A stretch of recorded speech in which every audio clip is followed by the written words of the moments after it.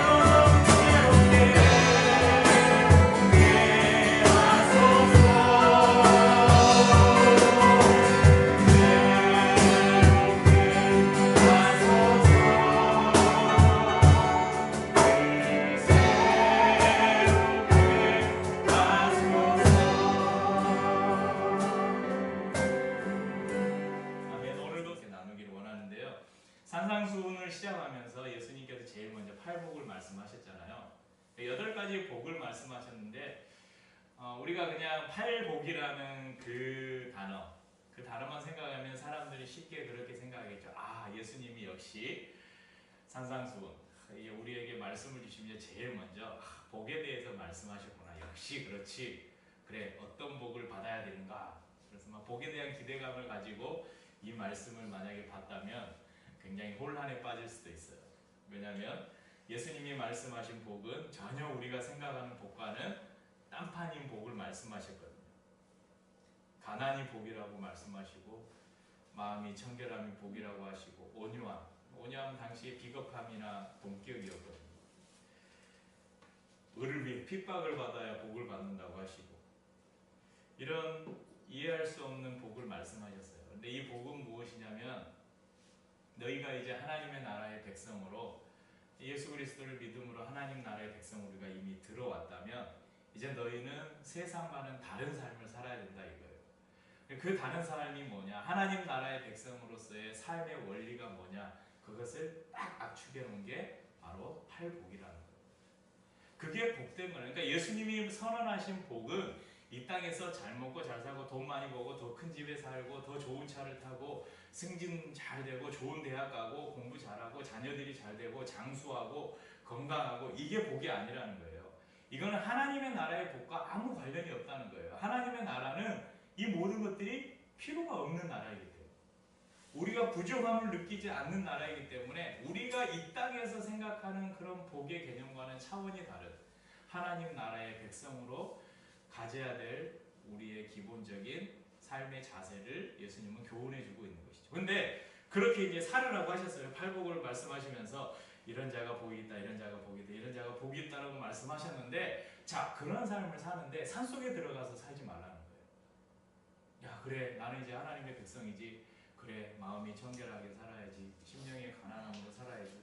온유하게 다른 사람들과 화평하게 지내면서 그래, 의를 위해서 박해를 받고 그래야지 하면서 산속에 들어가서 뭐 땅굴 파놓고 오막 하나 짓고 날마다 새벽에 일어나서 기도하고 밥 먹고 아침에 성경 읽고 또 기도하고 1년 12달 매일매일 그렇게 살면 그 사람이 과연 성경이 지금 말하는 예수님께서 말씀하신 복 있는 자냐? 아니라는 거예요.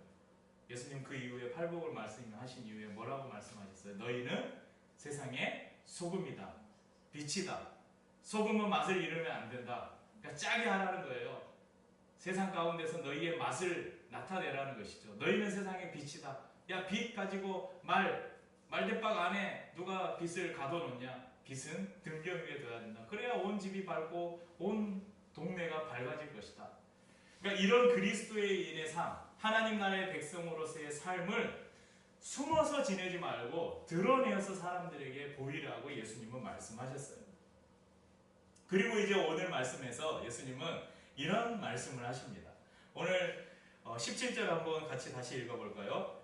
내가 율법이나 같이요. 17절 내가 율법이나 선지자를 폐하러 온 줄로 생각하지 말라. 폐하러 온 것이 아니요 완전하게 하려 함이라. 자, 예수님께서 내가 율법을 폐하러 온 것이 아니라 완성하러 오셨다. 그런데요, 우리가 지난주에 살펴본 말씀에 보면 16절에 너희 빛이 사람 앞에 비치게 하여 너희의 착한 행실을 보고 하늘에 계신 너희 아버지께 영광을 돌리게 하라 그랬잖아요. 착한 행실이 하나님께 영광이 된다고 예수님 말씀하셨어요. 그리고 그 착한 행실이 바로 오늘의 말씀에 나오는 율법과 선지자로 연결이 됩니다. 17절에는 율법과 선지자로 나와 있는데요. 18절에는 율법이 또 언급되고요. 19절에 보면 계명이라고 나오고요. 20절에 보면 의라고 나옵니다. 저는 이걸 다 하나의 맥락으로 봤어요. 착한 행실, 율법과 선지자, 그리고 계명, 의. 이게 다 동일한 의미를 가지고 있다는 것입니다. 예수님은 내가 율법이나 선지자를 폐하러 온 것이 아니다. 완전하게 하려고 왔다고 말씀하셨습니다. 이 산상수훈 말씀은 예수님의 공생의 사역 초기에 예수님이 선포하신 말씀인데요. 그러니까 이 당시에는 예수님이 막 어떤 율법적으로 막 충돌하고 공격받고 그런 시기는 아니에요. 그런데 왜 예수님은 이 말씀을 하셨는가? 자, 앞으로 이제 예수님이 앞으로의 사역을 통해서 예수님은 파격적인 행보를 보일 것을 지금 암시하는 거예요. 당시의 유대 사회의 그 율법주의와 정면으로 충돌하는 많은 사건들을 예수님이 일으키신 것을 암시하는 것이죠.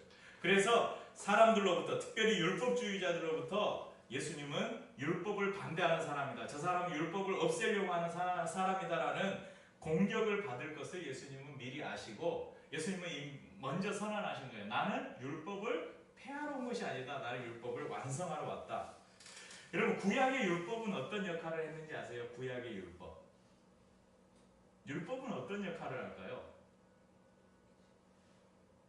자, 그러면 우리나라에도 법이 있잖아요. 헌법이 있고 그 밑에 뭐 형법, 민법, 또 뭐 있죠? 뭐 그런 형법, 민법 두 개인가요? 또 뭐 있죠? 아무튼 또 뭐 지방에는 지방자치법이 있고 무슨 법이 있고 또 조례도 있고 이런 법들이 있잖아요. 자, 법은 무슨 역할을 해요? 자, 법은 전제를 뭐라고 하냐면 지켜야 되는 걸 전제로 하죠. 그러니까 법이 없다면 이 세상에는 어떤 사람이 없겠어요? 죄인이 없어요. 법이 없으면 어느 누구도 죄인이 아니에요. 왜냐하면 죄인으로 이렇게 정죄할 것이 아무것도 없기 때문에. 그러니까 법은 왜 있어요? 네, 죄인을 만들기 위해서 법이 있는 거예요. 정죄를 하기 위해서. 율법도 마찬가지입니다. 율법은 정죄하기 위해서 있는 거예요. 그러니까 사람들이 하나님께서 율법을 주시고 그 율법을 지키지 않았을 때 너는 죄인이다. 율법은 그렇게 그 사람을 정죄하는 거예요. 그래서 사람들로 하여금 내가 법을 지키고 살아야지. 죄인이 되면 안 되지. 의롭게 살아야지. 무엇 때문에? 율법 때문에. 율법이 만약에 없다면요, 마음대로 살겠죠. 그러니까 법은 우리의 삶의 행위를 제한하고 우리가 어떤 울타리를 넘어서지 않도록 한다는 것입니다. 그런데 예수님은요, 오늘 말씀을 통해서 어떤 정죄의 관점이 아니라 우리 사람의 마음을 다루고 있는 것을 볼 수 있습니다. 주님께서 가르치시는 모든 교훈은 주님의 영을 우리 안에 넣어주시고 우리의 마음을 새롭게 창조하지 않으면 지키기 불가능한 것들을 말씀하셔요. 이제 이 율법으로 대표되는 것들이 이제 오늘 이 말씀 이후에요. 다음 주부터 살펴볼 건데 21절부터 이제 7장까지 쭉 해서 이 율법이 과연 어떤 것인가를 계속 예수님이 이제 하나하나 나눠서 구체적으로 설명을 해주셔요. 근데 그걸 보면요, 도저히 우리가 지킬 수 없는 것들이에요. 근데 그런 것을 예수님께서 말씀하고 계셔요. 하지만 오늘 예수님 율법이 필요 없다 말씀하지 않으시고 율법을 완전케 하기 위해 오셨다 말씀했는데, 완전하게 하기 위해 오셨다는 것은 그 이전의 것이 불완전한 것을 전제로 하고 있는 거죠. 완전하면 그걸 다시 완전하게 할 필요가 없죠. 그러니까 이전에 있던 율법은 불완전하다는 것을 전제로 하고 있는 거예요. 어떤 사람들은 우리가 이제 예수님 믿고 은혜 안에 있기 때문에 과거의 율법은 이제 필요 없다. 과거의 율법, 그러니까 과거의 율법으로 대표되는 게 성경에서 어딘지 아세요? 율법 그러면 이스라엘 백성들에게는 율법 그러면 구약 성경이었어요. 구약 성경에서도 대표되는 모세 오경, 그 가운데서도 또 대표되는 십계명, 이게 율법을 대표하는 것이었어요. 그러니까 오늘날 우리가 이제 우리는 은혜의 시대에 살고 있지 않냐? 예수님 믿고 우리가 은혜의 시대에 사는데 무슨 율법? 그러면 구약이 필요 없는 거예요. 그렇지만 절대 그렇지 않습니다. 우리가 은혜 아래 있고 율법 아래 있지 않다는 성경의 말을 우리가 원하는 대로 바꿔서 이제는 우리 마음대로 살아도 되겠지 하게 하는 생각으로 살면 안 된다는 것입니다. 그래서 우리가 어떤 우리 스스로의 기준을 정해놓고 이만큼만 하면 나는 이제 구원받을 수 있겠지, 이만 하면 나는 괜찮은 믿음의 사람이겠지 하면서 살아서는 안 된다는 것입니다. 5,000원 낼 뻔했는데. 몇 초예요? 10초? 5초? 우리 민서가 생각하기에 인류 역사에 너가 아는 사람 중에 이 사람은 정말 의로운 사람이다, 한 사람만 이야기해볼까? 뭐 사회 시간에 배웠든지 세계사 시간에 배웠든지 네가 들었던 이름 중에 이 사람은 정말 의인으로 불릴 만한 사람이다. 누가 있을까?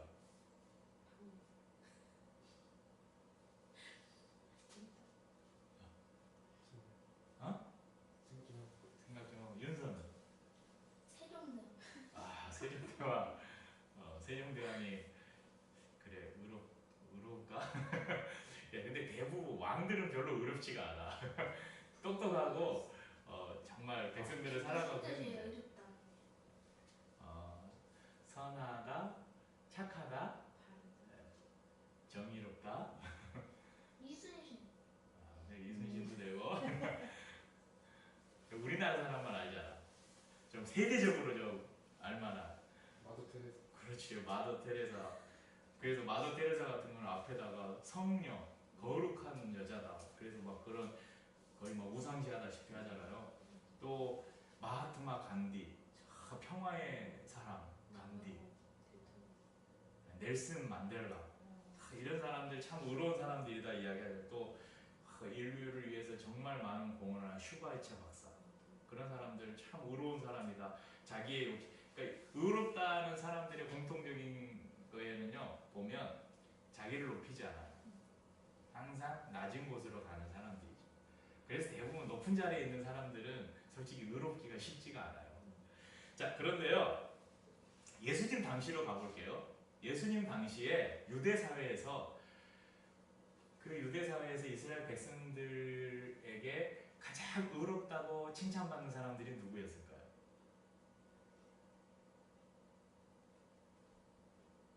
오늘 성경에 나오잖아요.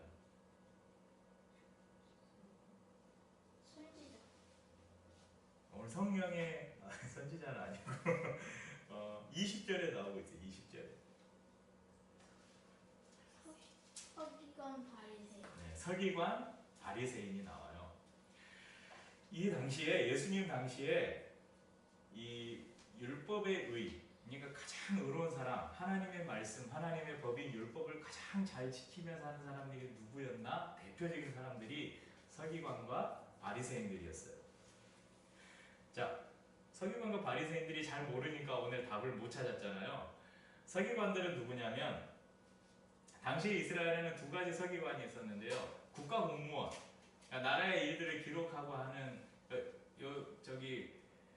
오늘날도 여기 요즘에 지금 그 사고 많이 친 그 청와대 사람들 있잖아요. 뭐 총무비서관, 뭐 그 연설비서관, 무슨 비서관 있잖아요. 이런 사람들이 이 당시에 서기관들하고 비슷한 역할을 했던 사람들이에요. 또 반면에 국가적인 서기관뿐만 아니라 종교적인 교회의 서기관들이 있었어요. 그러니까 종교적인 서기관들이 있었는데 이 사람들은 어떤 역할을 했냐면 구약의 모든 율법들을 기록하고 성경을 필사하고 보관하고 연구하는 사람들. 그러니까 이 사람들은 학자들이었고 당시에 랍비들이었어요. 그러니까 율법에 있어서는 누구보다도 탁월한 사람들이었죠. 또 반면에 이 바리새인들은 누구였는가? 이 바리새인은 이 서기관은 직책이에요, 직책. 그런데 바리새인은 직책이 아니라 하나의 분파를 이야기해요, 분파. 그러니까 파벌이에요, 파벌. 이 바리새인들은 그들이 가장 중요하게 생각하는 것이 모세의 율법에다가 조상들의 유전이었어요. 그러니까 모세의 율법으로는 부족하다고 여겨서 조상들로부터 내려오는 여러 규범들을 만든 거예요. 도덕법들을 만든 거예요. 그러니까 성경이 모세의 그런 십계명과 레위기나 이런 곳에 나오는 여러 가지 제사법들 막 많이 나오잖아요. 사회법들, 성경이 수많은 계명들을 이야기해주고 있는데 그것을 또 잘게 쪼개가지고 수많은 법들을 만들어 놓고 그것을 철저하게 지켰던 사람들이에요. 그래서 얼마나 그들이 율법을 철저하게 지켰는지 일반 사람들이 저 바리새인들은 정말 경건한 사람들이다, 그렇게 칭찬받았다는 것입니다. 하지만 그들이 행한 의에는, 바리새인들이나 서기관들이 행한 의에는 결정적인 결함이 있었습니다. 오늘 세 가지를 여러분에게 말씀해 드릴 건데요. 첫 번째, 그들의 의는 형식적이고 외면적인 율법 준수였습니다. 그러니까 그들이 의를 행하는 이유는요, 한마디로 보여주기 위함이었어요. 그래서 그들은 종교인으로서의 탁월함은 보일 수 있을지 모르지만 사람들의 마음을 만지고 사회를 변화시킬 수는 없었다는 것이죠. 예수님께서 마음이 청결한 자가 복이 있다 말씀하셨는데 이것은 외면적 경건함 이전에 그 내면의 청결함을 말씀하신 것이었죠. 두 번째, 이 바리새인들과 서기관들의 의는 그 의의 출발점이 어디였냐면 자기 자신이었어요. 그러니까 이 말이 무슨 말이냐면요, 나는 내 스스로 의롭게 될 수 있다라고 생각하는 거예요. 그래, 내가 이 하나님의 법 이것을 철저하게 지키면 나는 의로운 사람이 될 수 있다. 그 의의 출발점을 자기 자신으로 삼았다는 거예요. 하지만 어떤 사람도 하나님께서 주신 하나님의 율법을 온전하게 지킬 수 있는 사람은 없습니다. 여러분, 이런 말이 있어요. 99%의 순종은 100%의 불순종이다. 이해되세요?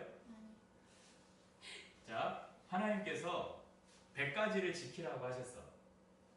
이거 하지마, 이거 하지마, 이거 해, 이건 하지마 하고 100가지를 말씀하셨어. 근데 99가지는 다 지켰어. 근데 한 가지를 안 지켰어. 그러면 하나님의 말씀에 순종한 거야, 안 한 거야? 안 한 거지. 그러니까 99%의 순종은 1%를 불순종하면 그건 불순종이라는 거예요.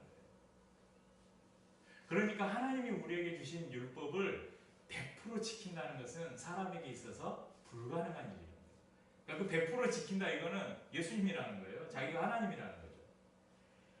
그런데 이 바리새인들과 서기관들은 자신들이 그렇게 의로워질 수 있다는 착각 속에 살았다는 것이죠. 예수님께서 이들을 향해서 책망하신 것이 바로 이 부분입니다.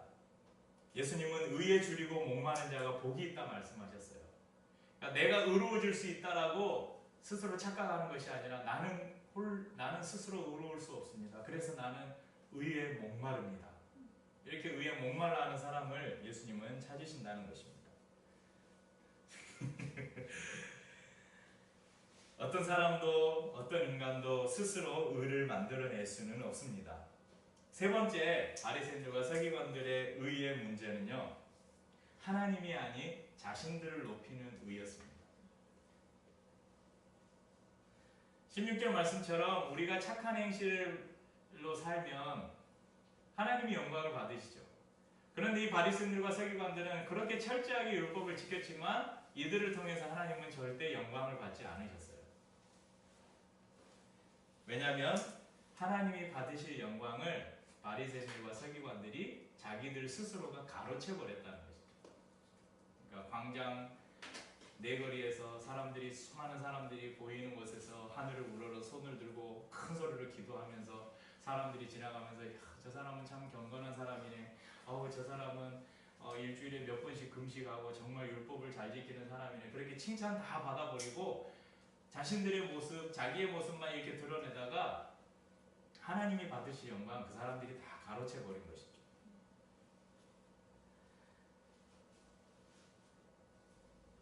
그런데 말입니다. 아니, 제가 그냥 막 써놓고 보니까 가만 생각하니까 이게 그런데 말입니다.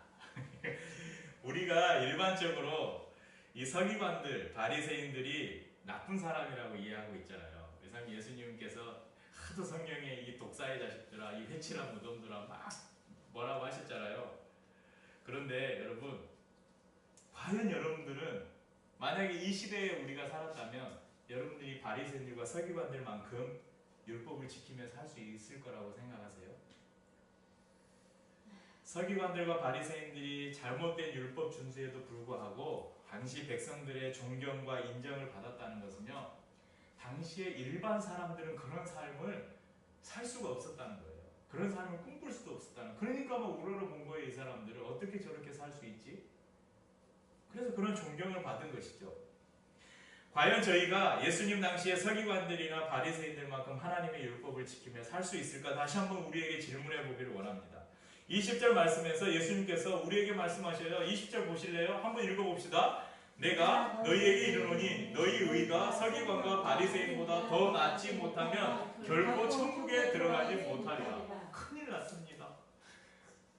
우리 다 천국에 못 갈 거예요.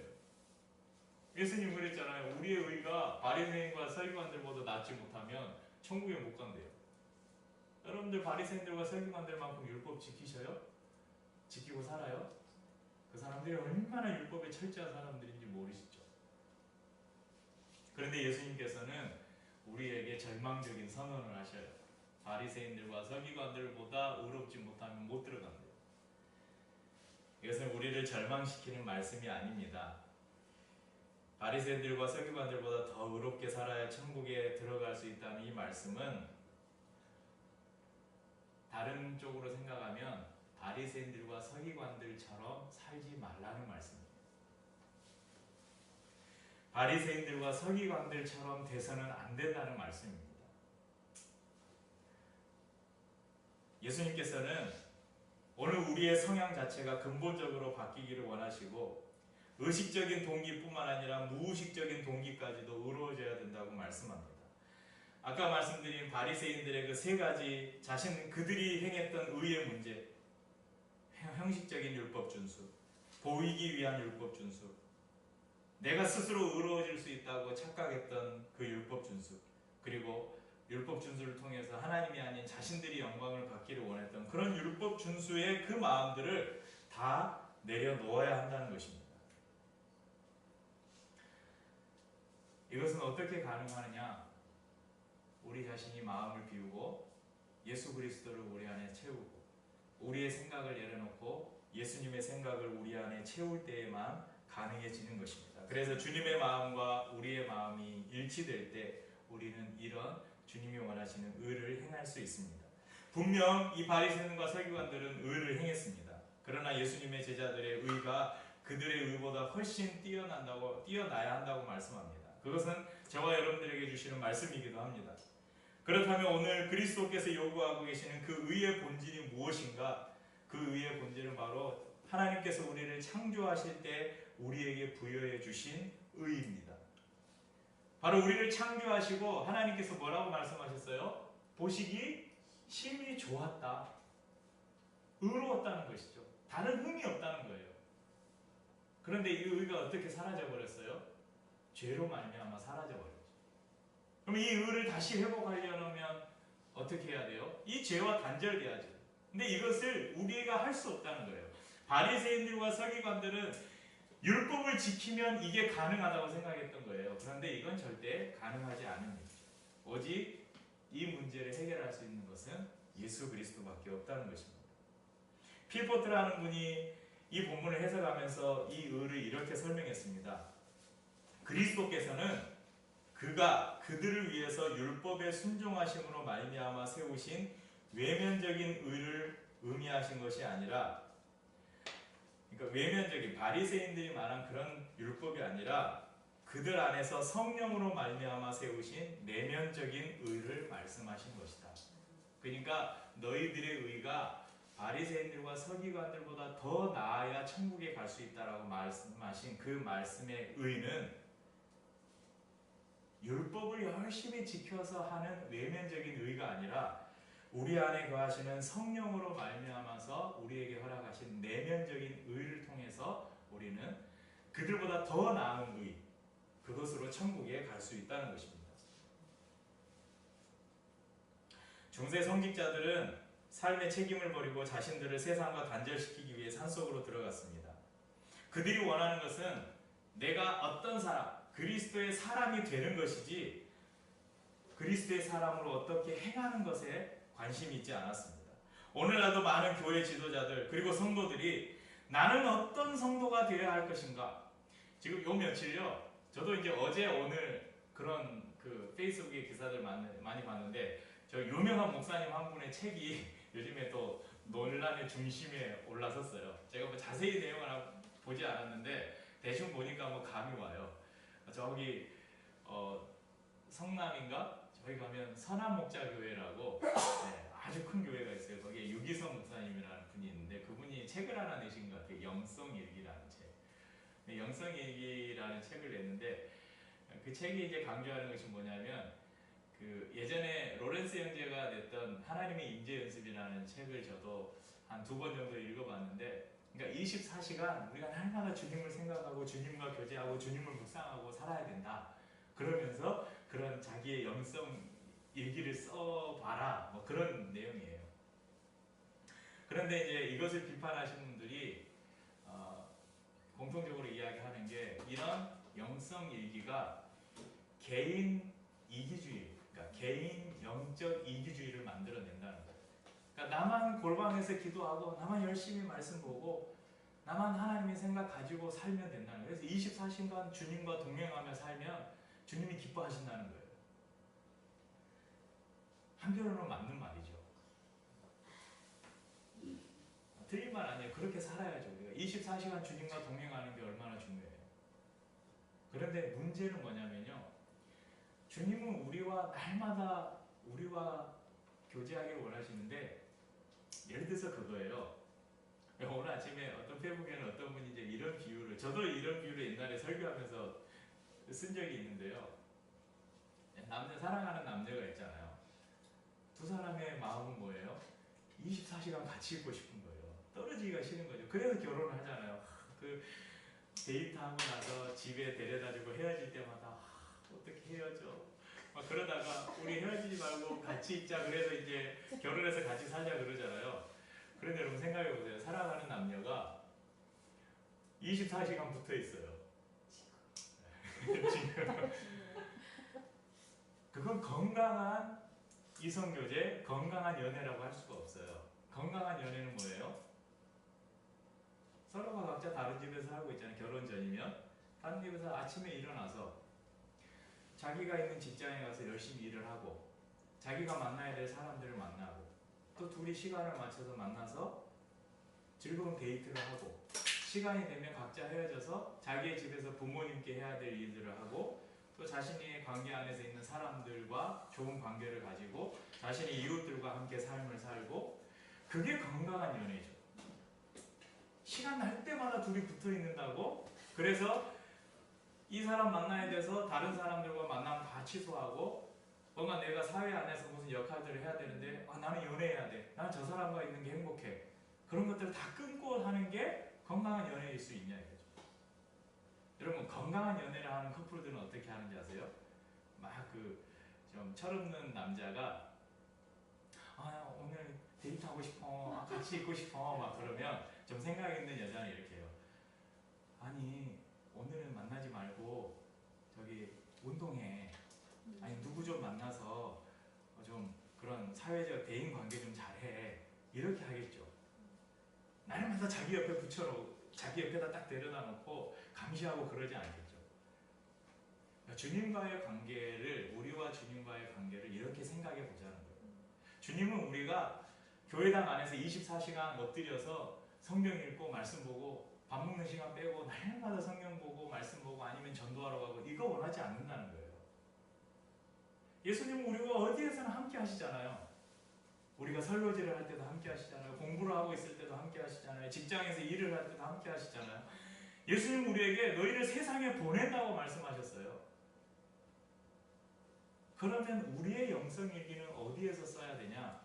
우리의 영성일기는 학교 책상에서 쓰는 거예요. 우리 집사님이 우리 센터에서 아이들의 간식을 만들어주는 그 주방에서 써지는 게 영성일기라는 거예요.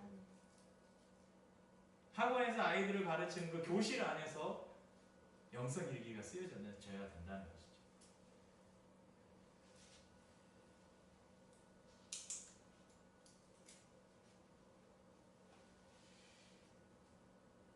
그래서 우리는 이미 어떤 존재는 다 됐어요. 우리는 이미 예수 그리스도를 통해서 하나님의 자녀라는 존재가 되었잖아요. 그러면 우리는 이제 더 이상 내가 어떤 존재가 될까? 내가 얼마나 하나님 앞에서 더 거룩하고 더 완전한 사람이 될까? 이것에 관심이 아니라 이제 우리의 관심은 내가 하나님의 자녀와 하나님의 백성으로 예수 그리스도의 사람으로 나는 어떻게 살아야 되는가? 무엇을 위해서 살아야 되는가? 무엇을 하며 살아야 되는가? 그것에 우리는 관심을 가져야 한다는 것입니다.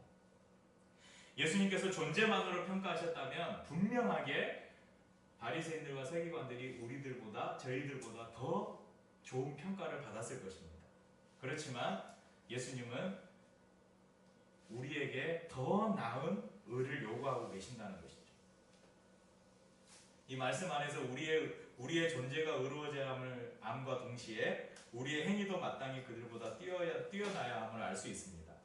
예수님은 율법을 필요 없는 것으로 버려야 하는 것으로 말씀하지 않으셨습니다. 마태복음 23장 23절에서도 화 있을진저 외식하는 서기관들과 바리새인들이요. 그러니까 예수님은 여기 지금 마태복음 5장에 바리새인들, 서기관들 책망하고 있는데 마태복음 쫙 이제 끝나갈 무렵에 23장에서도 이 화 있을진저 바리새인들, 서기관들 막 책망하면서 너희가 박하와 회양과 근처에 11조는 들이되, 그러니까 11조 율법의 행위죠. 율법에 더 중한 바 의와 인과 신은 버렸도다. 그러나 이것도 행하고 저것도 버리지 말아야 할지니라. 이 말씀은 11조 지켜야 된다는 말씀 아니에요. 율법이 주는 계명의 정신을 지키라는 거예요. 자, 우리는 이런 서기관들과 바리새인들과 같은 존재가 아닌지 돌아보아야 됩니다. 우리에게 진정 필요한 것은 율법의 준수가 아니라 율법의 준수만이 아니라 의, 즉 공평함과 정의. 이것을 우리가 놓쳐버렸기 때문에 사회의 불의에 대해서 우리가 아무 말도 안 하고 침묵하고 있었던 것이죠. 인은 뭐냐면 인자, 자비의 마음이라는 거예요. 그러니까 이런 마음을 잃어버리니까 고통당하는 사람들을 향해서 이제는 그만해라, 지겹다 이렇게 이야기하는 거예요. 진실성, 신실함입니다. 신을 잃어버렸으니까 사람들이 사회 안에서 기독교인은 교회 다닌다고 하면 저 사기꾼이라고 이제 이야기하는 거예요. 나라가 어수선합니다. 뉴스를 보면 어제 수만 명이 광장에 모였습니다. 그 안에는 제가 아는 여러 목사님들, 또 그 목사님들의 성도들이 있었습니다. 하지만 그곳에 있었던 목사님들이나 성도님들보다 더 많은 사람들은 아마 교회에 모여서 뭔가 다른 일을 하고 있었고, 아니면 자기의 삶의 자리에서 그것에 대해서 별 관심 없이 사는 또 많은 사람들이 있었을 것입니다. 또 어떤 사람들은 야, 성도들이 무슨 광장에 모여서 박근혜 하야 뭐 이런 걸 외쳐, 무슨 대통령 하야를 외쳐, 골방에서 기도해야 되지, 더 성경 봐야지, 무슨 광장, 이렇게 이야기할 수도 있습니다. 또 어떤 사람들은 대통령과 이정자들을 불쌍히 여기고 기도해야지, 박근혜가 불쌍하지 않냐 그러면서 동정론을 펴고, 탄핵이나 하야니 그런 말을 왜 해? 성경에 위정자들을 하나님께서 세우신 권위에 복종하라 그랬잖아. 또 그런 소리 해대는 사람들도 있습니다. 왜냐하면 우리는 지금까지 그것이 의라고 배워왔어요. 저 같은 목사들이 그렇게 하는 게 하나님의 뜻이라고, 하나님의 의라고 가르쳐왔다는 것이죠. 하지만 이런 의는 서기관들과 바리새인들의 의와 별반 다를 게 없습니다. 그래서 새로운 율법주의, 저는 이것을 신바리새주의라고 그렇게 이야기하고 싶습니다. 이런 것들을 만들고 있다는 것이죠.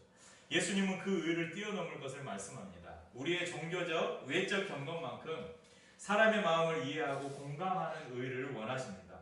개인의 경건만큼 이웃을 돌아보고 사회적 책임을 다할 것을 요구하십니다. 예수님께서도 하나님의 아들이시면서도 항상 성부 하나님과 교제하셨어요. 그분은 하나님이셨는데도 성부 하나님과 날마다 이야기하시고 교제하시고 하나님의 뜻을 물으며, 성부의 뜻을 물으며 사셨죠. 그런데요, 그분이 날마다 저기 겟세마네 어디 산에 올라가서 날마다 하나님과 기도하고 하나님과 교제만 하고 계셨나요? 아니에요. 예수님은 그러니까 막 그 기도, 예수님의 기도, 막 새벽 기도 이런 거 강조하면서 뭐 예수님께서 새벽 미명에 일어나서 막 날마다 기도하셨다. 그래서 우리도 날마다 기도해야 된다. 막 교회에 나와야 된다. 그런 거 강조하려고 막 그런 이야기하죠. 왜 그런 것만 성경에서 찾아내는지 모르겠어요. 예수님의 삶의 대부분은요, 항상 사람들과 함께 계셨어요. 사람들과 함께 잡수시고, 그들과 함께 웃기도 하고 울기도 하시고, 때로는 분노해 하시고, 때로는 긍휼히 여기시기도 하시고, 예수님은 항상 사람들과 함께 계셨다는 것이죠. 사람들과 함께 하셨는데 그분은 번지르한 서기관들, 바리새인들, 당대의 종교 지도자들, 권력자들의 집에 계시지 않으셨습니다. 예수님은 들판에 계셨어요. 오늘 산상수훈도 들판에서 주신 말씀이잖아요. 예수님은 광야에 계셨습니다. 예수님은 병든 자들이 모여있는 병원에 계셨고요. 기쁨의 잔치가 있는 결혼식장에도 계셨고, 그분의 삶의 대부분은 이런 사람들과 함께 하셨습니다. 그리고 그곳에서 예수님은 사람들의 마음을 만지시고 사람들을 고치시고 때로는 책망하시면서 하나님의 나라를 선포하시고 그들에게 하나님의 나라에 대한 소망을 심어주셨다는 것입니다. 제가 일부러 예전에 기사로 봤었는데 요즘에 또 나라가 이러니까 누가 그런 영상을 또 링크시키던데 오래 있었을 거예요. 오래 있었던 그 국가조창 기도회에서 분당의 세에덴 교회라는 어마어마한 큰 교회의 소강성 목사님이라는 분이 국가조창 기도회에서 하나님의 영광을 하나도 안 드러나고 박근혜 대통령의 그 대통령을 높이는 왜 국가조창 기도회에서 하나님이 드러나는 게 아니라 그 온갖 가문 이설로 여성 비하 발언까지 해가면서 그 대통령을 지켜 세우는 그런 것을 보면서 또 그것을 사람들은 보고 웃고 아멘하고 하는 모습을 보면서 야, 이게 교회인가 이게 목사인가 그런 생각을 해보았습니다. 국가조차 기도회니 무슨 뭐 연합성회니 무슨 구국 기도회니 그 우리나라 저기 지금 이 모든 사단의 발단이 최태민이라는 그 최태민한테 목사 붙이면 안 돼요. 그 사이비 교주예요. 그 사람이 한 게 그 구국 기도회였잖아요. 그러니까 그런 데서 높은 단상에 올라서 내가 뭐 말씀 한번 전해보고 순서 하나 맡아보는 것을 영광으로 아는 목회자들이 많은 이 시대에 목회자가 있어야 될 자리가 어디인가를 제 스스로 생각해보고 성도들이 있어야 될 자리가 어디인지를 다시 한번 생각해봅니다. 우리들이 있어야 될 자리는 사람들이 있는 제가 라임을 좀 맞춰봤어요. 사람들이 있는 공장, 광장, 시장 괜찮지 않아요? 치열하게 사람들이 삶을 살아가는 그 삶의 현장에 우리가 있어야 한다는 것입니다. 우리의 종교적인 열심은 결코 서기관들이나 바리새인들의 의를 뛰어넘을 수 없습니다. 그리고 그렇게 하려고 해서도 안 됩니다. 우리가 서기관들과 바리새인들처럼 되려고 하면 우리는 예수님을 잃어버릴 것입니다. 그리고 종교적인 열심만 남게 될 것입니다. 우리는 예수님을 붙잡아야 됩니다. 율법을 완전케 하신 분, 우리가 도저히 도달할 수 없는 의를 우리 안에 이루시고 그 의를 행하게 하신 분, 우리를 완전하게 하시는 분. 율법을 완전케 하셨다는 것은 우리로 하여금 그 율법에서 벗어나서 그 율법의 정죄에서 벗어나서 이제는 우리가 하나님의 완전한 의를 이루는 존재로 우리를 삼으셨다는 것입니다. 예수님을 붙잡고 소금과 빛처럼 우리의 착한 행실로 우리의 의로 하나님의 영광을 모든 사람들에게 드러내며 삶 속에서 천국을 경험하며 사시는 우리 모두가 되기를 주님의 이름으로 축복합니다. 오늘 마지막 찬양은 좀 믿음의 확신을 가지고 고백했습니다.